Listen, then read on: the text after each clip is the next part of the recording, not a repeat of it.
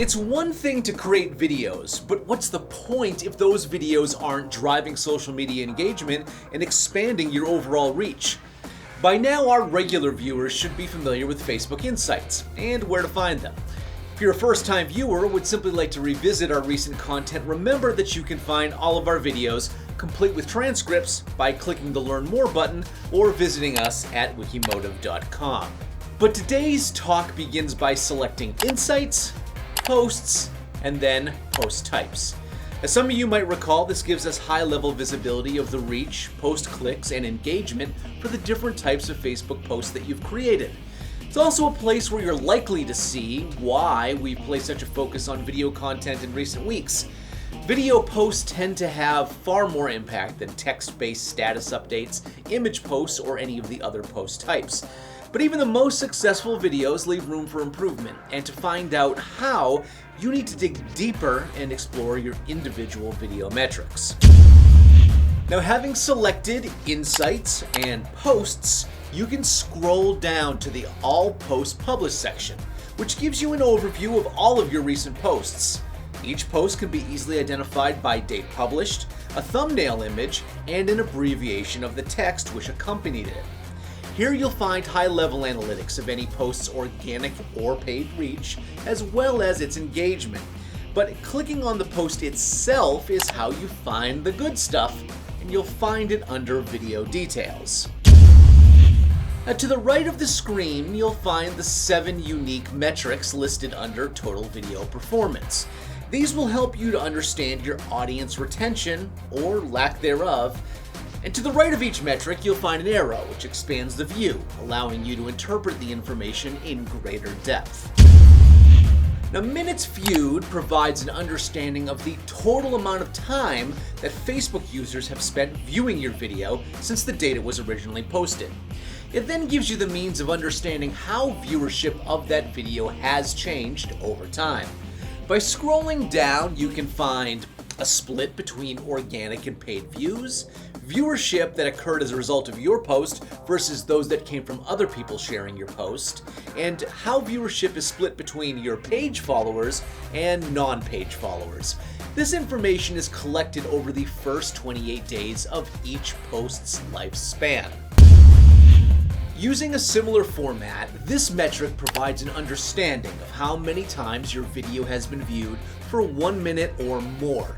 Now, this distinction is important because depending on the length of your video, it's likely to present a weighted split between those that are viewing your video in its entirety and those that are signing off after the 1 minute mark.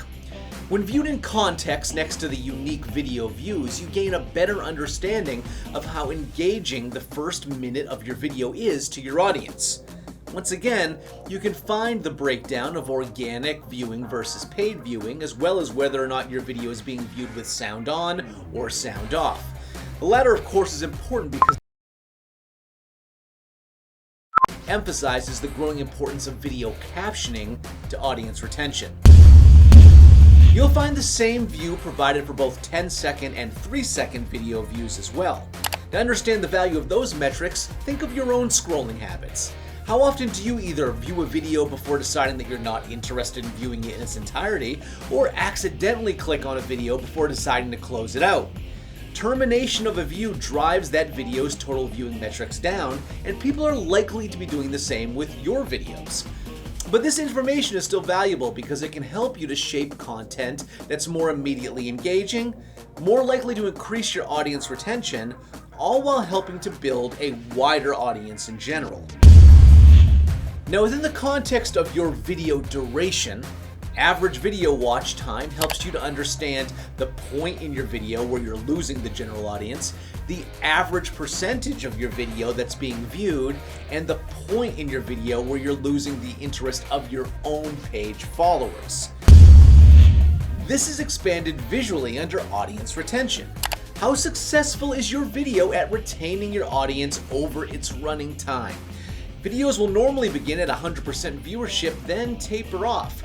There may also be spikes later in the video representing those well-trained viewers that choose to skip over any intro content. Understanding this will help you to trim the fat. Also, depending on the configuration of your insights, you may find the option of viewing absolute retention versus relative retention. The former assesses your video on its own merit. The latter compares your video's metrics to other Facebook videos of similar length. And last but certainly not least, you'll find a summation of the number of times viewers have engaged with your post, and the option of expanding that view to show the total number of reactions, what those reactions were, comments, and shares. You'll also get a look at your top audience for that particular video, helping you to understand the audience that's connecting with your content. And this includes gender, age, and geographic location. Remember, viewing metrics will be deflated by accidental and/or terminated views, but low numbers don't mean your videos are worthless, and high numbers don't mean there isn't room for improvement. By combining the insights you receive on both your audience and their viewing habits, you gain valuable insights that will help you to refine your video content strategy to better capture your audience's attention and keep it. Which just about wraps things up for us this week. As always, be sure to join us next Thursday and every Thursday for more SEO and digital marketing insights right here on Just the Tip.